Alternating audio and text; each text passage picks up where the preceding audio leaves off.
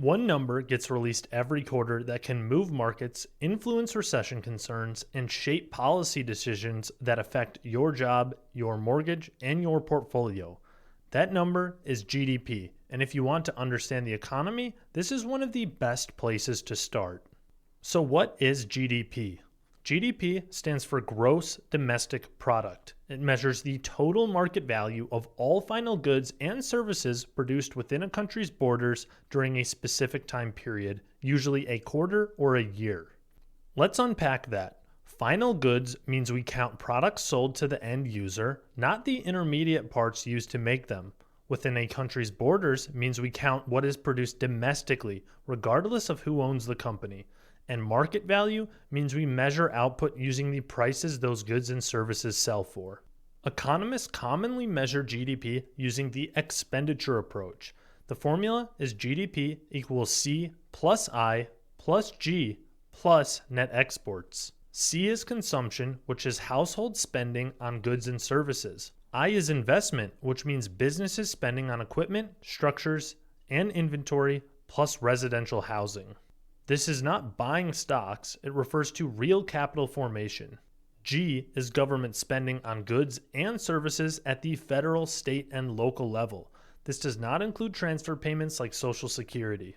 And net exports is exports minus imports. When we buy more from abroad than we sell abroad, net exports are negative. Here's what's striking about most developed economies. Consumption is the giant. Consumer spending often makes up about 2/3 of GDP.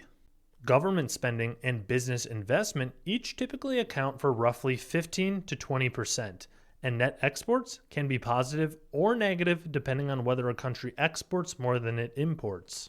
Who calculates GDP? Every country has a government agency responsible for this. They release GDP estimates every quarter with revisions as more data comes in. The world's largest economies measure GDP in the trillions of dollars.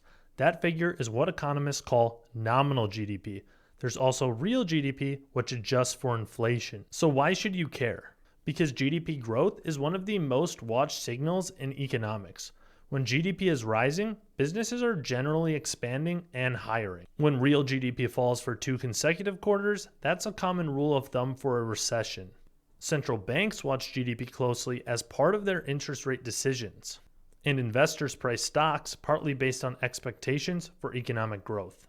Think of GDP as the economy's thermometer. It gives you one clear reading of economic activity, and everyone from policymakers to investors watches it closely. But a thermometer only measures temperature. It doesn't tell you everything about how healthy the patient actually is.